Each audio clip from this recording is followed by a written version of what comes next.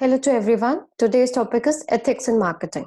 Ethics in marketing are basically the application of ethical standards in marketing activities. Marketing activities such as designing the product, pricing that product, message to be used while promoting that product, and the better placement of that particular product. Every activity, whatever we are doing in marketing functions, if they are not conducted ethically, it will hamper the society. It will hamper the buyer as well as the seller. So there are few guiding principles in ethics that is called ethics at marketplace. You can see there is a diagram. There are a number of sellers and there are a number of buyers. Ethical practices in marketing or ethics in marketing basically safeguards the interest of buyers. It safeguards the interest of consumers by Consumer Protection Act 2019. It is a regulation. It is a regulation by Government of India. We are talking about Government of India's act basically over here. And since the buyer is also a part of the society, their interest has to be safeguarded. So they are safeguarded by Competition Act 2002. Competition 2000 Act 2002 में क्या होता है कि जितने भी sellers होते हैं, sellers के इंटरेस्ट को हम सेफगार्ड करते हैं. सेलर्स के इंटरेस्ट का सेफगार्ड करने का क्या मतलब हुआ कि हम जो कंपटीशन रखते हैं वो हेल्दी कंपटीशन रहे मार्केट में. कोई बहुत बड़ा प्लेयर कोई छोटे प्लेयर को परेशान ना करे, या फिर बायर्स के पास, जो बायर्स है उनके पास इतनी लिबर्टी होनी चाहिए कि अपने हिसाब से वो कोई भी सेलर चूज कर सके. वहां पे उनके पास ऑप्शंस अवेलेबल होने चाहिए. ऑप्शन तभी अवेलेबल होंगे जब यहाँ पे सेलर्स के बीच में कंपटीशन बहुत अच्छा हो, कंपटीशन काफी हेल्दी हो. तो कंपटीशन एक्ट गवर्नमेंट का रेगुलेशन है, 1986 में पहली बार आया. उसके बाद इसमें बहुत सारे अमेंडमेंट्स हुए हैं 2002 तक. इसके बाद बायर्स मतलब एज अ कंज्यूमर के लिए आपने बहुत सारे, आप टीवी में देखते भी होंगे, बहुत सारा गवर्नमेंट का स्कीम आता है. बहुत सारे गवर्नमेंट अपने तरफ से बहुत सारा प्रमोशनल एक्टिविटी डिजाइन करती है. जागो ग्राहक जागो, आपने सुना भी होगा, बहुत पॉपुलर है वो सारे एडवर्टीजमेंट. ये बेसिकली बायर्स को ये बताने के लिए कि उनके राइट्स क्या है और उनको कैसे गवर्नमेंट सेफगार्ड करती है. ये बायर्स और सेलर के बीच में जो एथिक्स एट मार्केट वो बेसिकली इसलिए होता है क्योंकि बायर्स को ऐसी कोई भी चीज नहीं मिले जो उनके हेल्थ के लिए हजार्ड लाए, उनको इकोनॉमिकली किसी भी तरह से हैम्पर करे, या फिर उनको किसी भी तरह से कोई भी नुकसान हो post consumption of that product. Sellers के लिए होता है कि उनके बीच में जो कंपटीशन है वो हेल्दी हो, उनके बीच में किसी भी तरह का वैसा थ्रेट ना हो कि वो मार्केट से अपने आप को विड्रॉ कर ले. तो कंपटीशन एक्ट और कंज्यूमर प्रोटेक्शन एक्ट ये दो गाइडिंग प्रिंसिपल्स हैं एथिक्स एट मार्केट प्लेस के लिए. उसके बाद हम एथिकल प्रैक्टिसेस इन मार्केटिंग, जैसे हमने बोला कि ये 4 जगह हैं जहां पे हम ethical practices in marketing use करते हैं. पहला होता है प्रोडक्ट, दूसरा होता है प्लेस, तीसरा है प्राइस और चौथा है प्रमोशन. हम लोग एक एक करके सारी चीजें देखते हैं. तो जब एथिकल प्रैक्टिसेस की हम बात करें तो एथिकल प्रैक्टिसेस में बेसिकली हमको ये देखना पड़ेगा कि हम कहाँ कहाँ पे अनएथिकल होते हैं. एथिकल प्रैक्टिसेस के लिए तो नॉर्म्स बने हुए हैं ही, लेकिन चोरी कहाँ पे होती है, बेसिकली कहाँ कहाँ पे we go wrong as a marketer. हम कहाँ कहाँ पे अपने बेनिफिट्स को ऊपर देखते हैं और कंज्यूमर्स के लिए कुछ गलत कर लेते हैं या गलत करते हैं अपने बेनिफिट्स के लिए. तो what are the unethical practices in marketing, हम वो देखेंगे तो हमको एथिकल प्रैक्टिसेस का पता चल जाएगा कि अगर हम वो नहीं करें तो हम जो भी हम प्रैक्टिसेस कर रहे हैं दीज आर एथिकल ओनली. तो we will look after unethical practices first. Unethical practices in product को बनाने में, मतलब उसके प्रोडक्शन में, उसकी पैकेजिंग में, उसकी लेबलिंग में बहुत सारे अनएथिकल प्रैक्टिसेस होते हैं. उसमें से एक बहुत पॉपुलर है एडल्ट्रेशन. एडल्ट्रेशन का मतलब होता है कोई ऐसी चीज जो उस प्रोडक्ट को स्पॉइल कर सकती है, जो आपके हेल्थ के लिए हजार्ड ला सकती है, उसको उस सामान में मिक्स कर देना in order to increase the weight, in order to increase the shape और साइज. ऐसे चीजों को अडल्ट्रेशन कहते हैं. जैसे कि आपको बहुत पुराना अगर कोई केस याद हो तो एग्रीमोन मैक्सिकाना एक तरह का बीज होता है जो सरसों के साथ मिलाते हैं और उसको मस्टर्ड ऑयल में मिलाते हैं, उससे इसकी क्वांटिटी बढ़ जाती है. लेकिन एग्री मैक्सिकाना मिलाने से बहुत सारे हेल्थ हजार्ड्स होते हैं. तो बहुत टाइम तक मस्टर्ड ऑयल की बहुत सारी टेस्टिंग की गई थी उस बेसिस को लेकर के। कॉफी के सीड में बहुत बार टमाटर के बीज मिला दिए जाते हैं। इवन आपने एक बहुत ही पॉपुलर मिर्ची के पाउडर का एडवर्टीजमेंट देखा होगा, उसमें कहते हैं हानिकारक लाल रंग मिलाते हैं।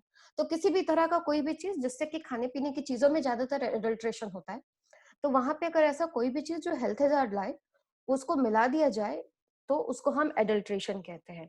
दूसरा होता है काउंटरफिटिंग। काउंटरफिटिंग बहुत ये लग्जरी गुड्स के साथ होता है, जो फेक बनाते हैं लग्जरी गुड्स के मिलते जुलते सामान।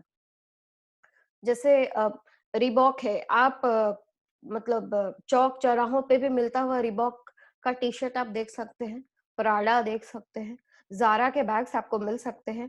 तो वो, लेकिन आपको भी पता है कि जारा का बैग या फिर रिबॉक का टी शर्ट एक चौक चौराहे पे या फेरी वाले के पास नहीं मिल सकता।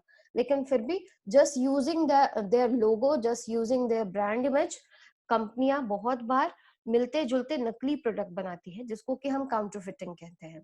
उसके बाद आता है रॉन्ग लेबलिंग। रॉन्ग लेबलिंग में हम जैसे हर एक गवर्नमेंट अपने तरफ से लेबलिंग स्टैंडर्ड्स बना करके रखती है कि जैसे अगर आपको कोई भी सामान आप बेच रहे हैं तो उसके पैकेट पे लेबलिंग किस तरह से करनी है, क्या क्या चीजें लिखी होनी चाहिए, क्या चीजें सही लिखी होनी चाहिए, क्या चीजें गलत लिखी होनी चाहिए। Maggi was one of the example. Maggi में कभी भी लेड लिखा हुआ नहीं था कि उसके प्रोडक्ट पे लेड है, लेकिन जब टेस्ट हुए तो उसमें पता चला कि Maggi was having lead in its product, जो कि उनके प्रोडक्ट पे पैकेजिंग पे लेबलिंग करके कभी भी इस इंग्रेडिएंट को मेंशन नहीं किया गया था, जो कि मेंशन करना इंपॉर्टेंट है। उसके बाद अगर आप क्वालिटी स्टैंडर्ड्स को फॉलो नहीं करते हैं, हर एक गवर्नमेंट अपने अपने तरफ से क्वालिटी स्टैंडर्ड्स बनाती है। इंडिया में उसको BIS कहते हैं। और अगर जैसे जो प्रोडक्ट है उनको एगमार्क होने की जरूरत है। अगर कोई इलेक्ट्रॉनिक प्रोडक्ट है उसमें ISI का सर्टिफिकेशन जरूरत है। पानी के बोतल में आप देखिएगा BIS का मार्क होता है। सोनों के गहनों में हॉल मार्किंग होती है। तो बहुत सारे स्टैंडर्ड्स है, क्वालिटी स्टैंडर्ड्स है जो गवर्नमेंट बना के रखती है, उसको फॉलो करना होता है। अगर आप उसे नॉन अडेयर करते, उसको फॉलो नहीं करते, तो it will be an unethical product, तो it has to be taken care. उसके बाद अगर आप प्रोडक्ट की लाइबिलिटी और उसकी रिलायबिलिटी दोनों का ध्यान नहीं रखते, लाइबिलिटी इन द सेंस अगर गारंटी वारंटी अगर आपने प्रॉपर नहीं रखी, और रिलायबिलिटी आपने प्रोडक्ट बना लिया लेकिन उसके बाद, जैसे आपने सैमसंग गैलेक्सी S7 का सुना होगा, Note 7, वो फ्लाइट्स में जाती, उसको बैन कर दिया गया था, वो अपने आप ब्लास्ट हो जाता था फोन। तो ये क्या है, प्रोडक्ट की रिलायबिलिटी बहुत बार खतरे में आ जाती है। तो आपको कोई भी प्रोडक्ट मार्केट में लेकर के आने से पहले उसको बहुत मल्टीपल टाइम्स चेक करने की जरूरत है। आपका ब्रांड नेम तो स्पॉइल हो ही सकता है, लेकिन साथ साथ जो कंज्यूमर उसको यूज कर रहा है उसकी लाइफ थ्रेट पे जा सकती है, उसकी लाइफ को काफी प्रॉब्लम हो सकती है। तो I show some of the examples. ये देखिए, ये एडल्ट्रेशन का एग्जांपल है। आपने सुना होगा ऑरेंजेस में लौकी में इंजेक्शन लगा देते हैं, टमाटर में इंजेक्शन लगा देते हैं, उसके साइज बढ़ जाते हैं, उसका कलर बहुत एनहांस हो जाता है। ये काउंटरफिटिंग का एग्जांपल है। ये देखिए, LV का बैग जो आपको ऐसे ही मिल रहा होगा, लुई विटॉन वाले देख लेंगे उनको हार्ट अटैक आ जाएगा। ये गैलेक्सी S7 जो मैंने आपको एग्जांपल बताया, and this example of wrong labelling over here. तो लेबलिंग, काउंटरफिटिंग, ये सारे चीजें हैं, अनएथिकल प्रैक्टिसेस हैं जो प्रोडक्ट को लेकर के मार्केट में होती है। उसके बाद प्राइसिंग, ये बहुत इंटरेस्टिंग है। प्राइसिंग में there are and number of problem and number of unethical problems, लेकिन जो चीज डिस्टर्ब कर सकते हैं वो देख सकते हैं, आपको मैं बता रही हूँ। पहला होता है प्राइस फिक्सिंग। प्राइस फिक्सिंग, दो चार वेंडर्स मिल गए मार्केट में, और उन लोगों ने प्राइस फिक्स कर दिया कि हमें बेचना है तो इतने में ही बेचना है। तो मार्केट में वो चीज हो सकती थी कि आपको कम में भी मिल सकती थी, लेकिन जो बेचने वाला, जो मतलब जो आपका सेलर है, सभी सेलर ने फिक्स कर लिया कि नहीं, मुझे ये प्रोडक्ट इतना में ही बेचना है। तो उस तरह से वो प्राइस फिक्सिंग का एक ट्रबल आ सकता है मार्केट में कि हम आपको इससे कम में नहीं देंगे। That is a price fixing problem, जो आप फिर क्या होता है, बायर्स के लिए प्रॉब्लम में हो सकती है वो चीजें उसको सस्ती में मिल जाती, लेकिन कोई भी बेचने वाला उसे सस्ते में बेचने के लिए रेडी नहीं हो रहा है। Although as a buyer we know कि हमें जो प्रोडक्ट मिल रहा है वो महंगा मिल रहा है, लेकिन फिर भी all the sellers, all the supplier have fixed the price, we cannot do anything। ये प्राइस फिक्सिंग ज्यादातर रॉ मटेरियल के केस में होता है, जहाँ पे मैन्युफैक्चरर को बहुत सारे सप्लायर्स मिल करके ये प्राइस फिक्सिंग स्ट्रैटेजी यूज करते हैं, और जो छोटे छोटे मैन्युफैक्चरर्स होते हैं उनको झुक करके, और निगोशिएशन में उनको बहुत प्रॉब्लम होती है उस केस में। उसी का एक और एग्जांपल है जिसको प्रेडेटरी प्राइसिंग ही कहते हैं। Price fixing is a type of predatory pricing. उसी तरह से होता है सुप्रा कॉम्पिटिटिव प्राइसिंग। सुपरा कॉम्पिटिटिव प्राइसिंग में क्या होता है कि कोई एक वेंडर होता है जो अपने प्राइस को इतना कॉम्पिटिटिव रखता है कि कोई और भी सेलर उस प्राइस को मैच नहीं कर पाता। ये बेसिकली इस वजह से हो सकता है कि हो सकता है उस प्रोडक्ट का लीगल राइट्स उसके पास हो, ऐसा हो सकता है कि उस प्रोडक्ट का रिसर्च एंड डेवलपमेंट उसने खुद से किया हो। तो किसी भी तरह के लीगल, किसी भी तरह के कहते हैं ना अपर हैंड हो अगर उस प्रोडक्ट में उसके पास, तो वो एक सुपर कॉम्पिटिटिव प्राइस रख सकता है जो कि बाकी कोई और नहीं रख सकते। जैसे मान लीजिए कोई फार्मा कंपनी है, फार्मा कंपनी ने कोई एक फॉर्मुलेशन बनाया है, तो वो जो फॉर्मुलेशन उसने बनाया है, तो क्योंकि वो फॉर्मुलेशन उसके पास है, तो वो जब चाहे वो उसका प्राइस बहुत कम कर सकती है।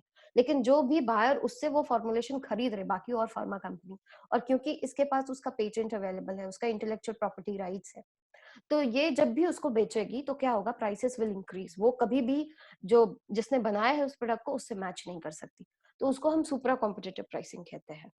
उसके बाद आता है price discrimination. Price discrimination, less 5 रुपए में, सिनेमा हॉल में जाइए 20 रुपए में, इंडिया पाकिस्तान का मैच होगा क्रिकेट स्टेडियम में, वहां जाइए 60 रुपए में। तो price discrimination, same product differential pricing में मिलती है। उसके बाद बहुत इंपॉर्टेंट और बहुत interesting, bait pricing. Bait pricing is a type of psychological pricing. Psychological pricing, इसमें कंज्यूमर को लग रहा है कि वो कम पे कर रहा है, लेकिन एक्चुअली में वो ज्यादा पे कर रहा होता है। एग्जाम्पल है 399, 9999, 9999 वी स्टिल थिंक 10,000 से कम है, लेकिन ये 10,000 से सिर्फ 1 रुपए कम है, जिसको हमने ध्यान नहीं दिया। हो सकता है ये 1 रुपए वापस भी ना मिले, ये 1 रुपए का आप चॉकलेट खा के आ जाए। ठीक है, पल्स और बीट।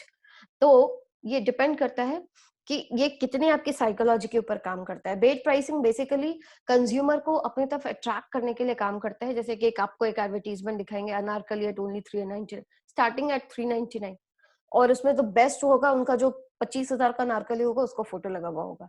तो वो क्या होता है, साइकोलॉजिकली वो get attracted to that product, get attracted, और फिर आप आ जाते हैं वहां पे, और फिर उसके बाद आप बाइंग करते हैं।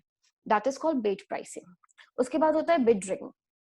बिड रिगिंग खासकर उस जगह एप्लीकेबल है जहां पे कॉल फॉर प्राइस होता है, जहां पे ऑक्शनिंग होती है, कि बहुत सारे लोग उस प्रोडक्ट को खरीदने के लिए या उस प्रोडक्ट पे को बनाने के लिए अपनी बोली जब लगाते हैं, ऑक्शनिंग करते हैं हम इसको। इसको टेंडरिंग कहते हैं। टेंडरिंग हो चाहे ऑक्शनिंग हो, दोनों केस में बिड रिगिंग यूज होता है। उसमें क्या होता है, बिड रिगिंग में जो कंपनी, अगर आप मान लीजिए एज अ बायर है, अगर आप बायर हैं, तो जो सबसे कम वाली चीज होगी, सबसे कम में आपको जहां से मिल सकता है हम वही वाला खरीदने जाएंगे, तो उसको हम फिक्स कर देते हैं वहां पे, बाकी सबको एलिमिनेट करवा देते हैं। वो भी एक बिड रिगिंग हो सकती है। ऐसा हो सकता है कि किसी एक, हमें ये कॉन्ट्रैक्ट किसी एक पर्टिकुलर वेंडर को ही देना है, तो वहां पे हम क्या कर सकते हैं कि उसका प्राइसेस हम सबसे लो कोट करवा देते हैं। ठीक है, और बाकी उसको कॉम्पनसेट करने के लिए उसको फिर अलग से कैश या फिर बहुत सारा काम, बहुत सारा वॉल्यूम में कर सकते हैं, तो उसको हम बिड रिगिंग कहते हैं। उसके बाद आता है स्किमिंग। स्किमिंग में होता है कि अगर आपके मार्केट में अपना एक अलग पोजीशन बना रखा है, अपना एक स्टेबल और एक बहुत ही अपने आप को बहुत स्टैब्लिश ब्रांड की तरह स्टैब्लिश किया हुआ है, तो उस केस में क्या कर सकते हैं आप, प्राइस स्किमिंग करते हैं। मतलब प्राइसेस अनरीजनेबली हाई होते हैं, बाकी जो चीज जो मार्केट में मिल रहा है उससे आप बहुत ज्यादा प्राइस रखते हैं, उसको हम प्राइस स्किमिंग कहते हैं। हम सबका एग्जाम्पल आपको आगे बताते हैं। ये सारे डेफिनेशंस हैं, आप देख लीजिएगा। उस देखिए, ये एग्जाम्पल है ये सारा बेट प्राइसिंग का, कि कैसे हमने लोगों को बुलाया कि भाई 60% प्लस एक्स्ट्रा 30%, तो हमने तो ऐड करके इसको 90% निकाल लिया। ठीक है, लेकिन आप जब जब वहां पे जाएंगे तब आपको टर्म एंड कंडीशन का पता चलेगा। यहाँ पे देखिए, अनारकली स्टार्टिंग एट 399, और ये क्या आपको 399 का अनारकली लग रहा है, लेकिन आप इसको देख करके और आप वहां पे जा सकते हैं, चले जाइएगा उसको खरीदने के लिए। This is called bait pricing. These all are example of bait pricing. This is example of price skimming. Apple is known for price skimming. वो हमेशा से अपने सारे प्रोडक्ट की प्राइस इतना हाई अबव ऑफ कंपटीशन रखता है कि लोग ऑटोमेटिकली उसको एक सुपीरियर क्वालिटी हमेशा ही मानते हैं। ऑल्दो डिजाइनिंग के फील्ड में एप्पल का कोई सानी नहीं है, Apple is best in the market, लेकिन फिर भी जो प्राइसेस हैं वो बहुत ही सुपरलेटिव प्राइसेस होते हैं, and they follow a super price skimming strategy. उसके बाद आता है unethical practices in physical distribution. Physical distribution में हम क्या क्या कर सकते हैं? फिजिकल डिस्ट्रीब्यूशन में बहुत ज्यादा एथिकल प्रैक्टिसेस फॉलो तो नहीं होती, लेकिन फिर भी हमेशा क्या होता है ना कि जो भी सेल्स रिप्रेजेंटेटिव है हमेशा किसके साथ इंटरेक्ट करते हैं, किसके थ्रू काम करवाते हैं? जो वेंडर्स, जो रिटेलर्स होते हैं, होलसेलर्स होते हैं, उनके थ्रू उनको अपना बिजनेस को सेल करना है, उनके थ्रू अपने बिजनेस को पुश करना है। तो बहुत बार वो बहुत सारी ऐसी स्कीम से इतना कमीशंस निकालते हैं कि वो किसी और प्रोडक्ट को अ, अपने कंपटीशन को वहां पे आने ही नहीं देते हैं। वो बहुत बार अपने वेंडर्स को इतना, उनके जो कहते हैं ना पॉइंट ऑफ सेल का जो डिस्प्ले होता है उसके लिए इतना ज्यादा इंसेंटिव है कि किसी और प्रोडक्ट को आप जब स्टोर पे जाते हैं तो आप देखते नहीं हो। और ऐसा होता है कि आप कुछ और चीज का प्लान करके गए हो खरीदने के लिए, लेकिन वहां पे जो दुकानदार है वो आपको सजेस्ट करता है कि नहीं आप ये वाला लीजिए, ये प्रोडक्ट नया आया है, ये अच्छा आया है, इसकी गुणवत्ता अच्छी है, इसकी क्वालिटी अच्छी है। तो उसको, जिसको हम पुश मार्केटिंग कहते हैं बेसिकली। तो वैसे में क्या होता है कि आप प्लान करके तो बहुत गए हो, लेकिन फिर भी 90% ऑफ द चांसेस ऐसा होता है कि जो भी आपको रिटेलर रेकमेंड करता है, आप बहुत बार वो product, you and up buying that particular product. तो इसको हम unethical practices in physical distribution कहते हैं।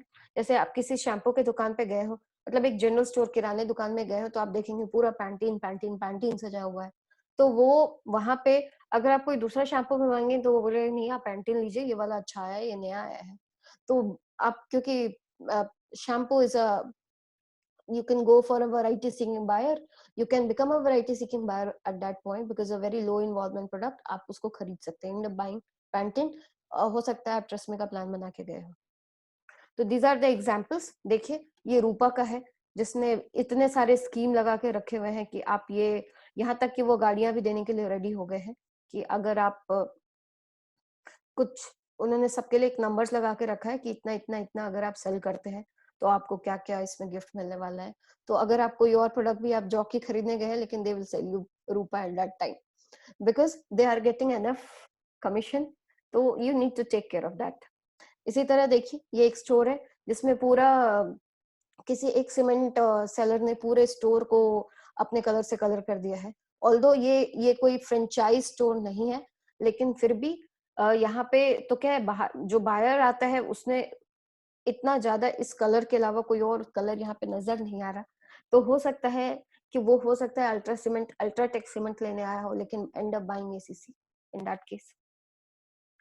So these were practices in physical distribution and now promotion. Promotion जहाँ पे सबसे ज्यादा अनएथिकल प्रैक्टिसेस होती हैं मार्केटिंग में, उसमें popular one are surrogate advertising, exaggeration, puffery, unverified claims, stereotyping women, false brand and comparisons, and children in advertising. Surrogate advertising में क्या होता है? Surrogate advertising में basically बहुत बार होता है ना कि कंपनी का लॉ, मतलब किसी कंट्री का लॉ होता है कि किसी पर्टिकुलर प्रोडक्ट को वो बैन करते हैं या उसका एडवर्टीजमेंट नहीं दिखाना होता है।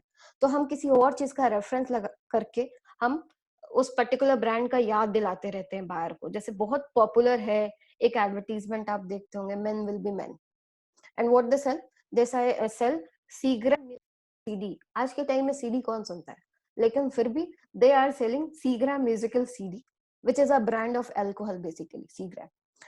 तो और मिल बैठेंगे यार दोस्त, आपने सुना होगा, बहुत सारे एडवर्टीजमेंट देखे होंगे, मैकडोनल्ड, नंबर वन यारी। तो ये सारे जी, और कार्ल्सबर्ग, कार्ल्सबर्ग अपने ग्लासेस को प्रमोट करता है, क्लब ग्लासेस, ठीक है। तो आप उसको यूटेंसिल्स के सेक्शन में बेचे, लेकिन वो भी एक अल्कोहल सेक्शन है, बेसिकली अल्कोहल ब्रांड है। तो बहुत बार जो अल्कोहल ब्रांड्स होती हैं, जो सिगरेट ब्रांड्स होती हैं, वो सारे पान मसाला वगैरह, वो डायरेक्टली अपने ब्रांड को नहीं बोल सकती, तो वो सरोगेट एडवर्टाइजिंग यूज करती हैं जिसमें वो ब्रांड रेफरेंस यूज करती है। I will show you some examples over here. देखिए surrogate advertising, main will be main, आपने देखा होगा, और Carlsberg promoting club glasses, both the brands are alcohol brands. उसके बाद देखिए एग्जागरेशन। एग्जागरेशन में हम कोई भी बात को इतना बढ़ा चढ़ा के कहते हैं एडवर्टाइजिंग में, जो कि नेक्स्ट टू इम्पॉसिबल होता है, लेकिन फिर भी उसको बार बार इतने रिपीटेटिव टाइम्स कहते हैं कि people tend to believe and they tend to buy that product. जैसे आपने ये देखा ही होगा, फेयर एंड लवली 6 वीक्स में आपको गोरा बना देता। मैं तो बचपन से लगा रही हूँ, नहीं हुई आज तक गोरी। तो उसके बाद है ये देखिए, less wrinkles in 1 minute, you see the level of exaggeration here. किसी भी चीज को बहुत बड़ा चढ़ा के एडवर्टीजमेंट में कहते हैं, उसको हम एग्जैगरेशन कहते हैं।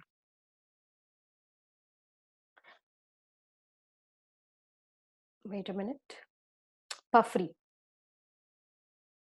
पफरी में होता है कि बिना किसी वेरीफाइड क्लेम के, बिना किसी वेरिफिकेशन के, जब हम अपने ब्रांड को बेस्ट मतलब सुपरलेटिव डिग्रीज यूज करने लगते हैं उसके साथ, तो हम उसको पफरी कहते हैं। मतलब कहते हैं ना अपने आप को ही बड़ा बताना, पफ। हाँ, तो दैट इज पफरी एडवर्टाइजिंग। जैसे देखिए, ये स्टारबक्स का एक एडवर्टीजमेंट है, the best coffee for the best you. मतलब आपको भी साथ में खुश कर दिया और अपने आप को भी बेस्ट बता लिया। जिलेट देखिए, the best a man can get. तो these are example of puffery. उसके बाद this is false brand comparison. जब हम एक कोई ब्रांड दूसरे ब्रांड को बैड माउथ करता है, उसको हम फॉल्स ब्रांड कंपैरिजन कहते हैं, which is an unethical practice, जो कि नहीं होना चाहिए एडवर्टाइजिंग में, लेकिन ऐसा होता है। देखिए, कोलगेट, यहाँ पे पेप्सोडेंट का एक एड है, और पेप्सोडेंट अपने जो टूथपेस्ट है उसको कोलगेट से वो 130 टाइम्स बेटर बता रहा है, और इसके लिए इसको कंपनसेशन भी पे करना पड़ा था, लेकिन it has done the work, it has done the damage it had to do with Colgate at that time. तो इस तरह का फॉल्स ब्रांड कंपैरिजन, देखिए ये एडवर्टीजमेंट है बर्गर किंग का, और ये आप जानते ही होंगे।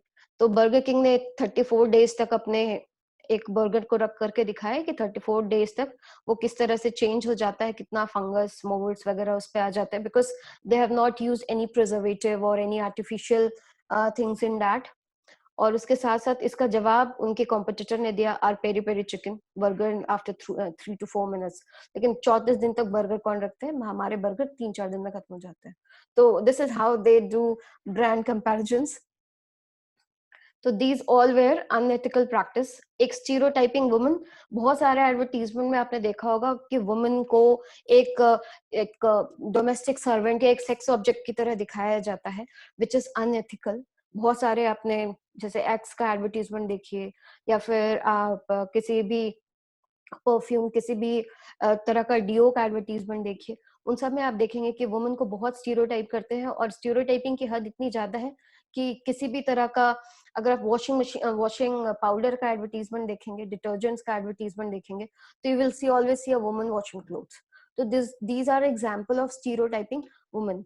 इसके अलावा आता है चाइल्ड इन एडवर्टाइजिंग। चाइल्ड क्या होता है, बच्चों, उसको समझ नहीं आ रहा है, लेकिन उसको बहुत सारी चीजें ऐसी दिखाई जाती हैं, उसको बहुत सारा चीज जो वो इवेलुएट नहीं कर पाता, कंज्यूम करता है। तो वो सारी चीजों को अवॉइड करना, बस जो बहुत सारे चॉकलेट्स वगैरह का एडवर्टीजमेंट में आप देखिएगा कि बच्चों को यूज करना, और खासकर इमोशनल क्वेश्चन को डेवलप करने के लिए भी बहुत बार चाइल्ड का यूज करते हैं एडवर्टीजमेंट में। These all are very wrong practices जो आपको एडवर्टीजमेंट में देखने के लिए मिलेंगे, and that should be stopped immediately. So these all are the ethical principles, ethical unethical practices which were used in marketing. आप अगर इन सारी चीजों को avoid करते हैं, तो you will end up doing ethical marketing. So I was Vijayata. Thank you very much for listening to me. You can write your comment in the comment box. As well as if you have any query, you can mail me or write your questions in the comment box. I'll solve them individually. Thank you very much.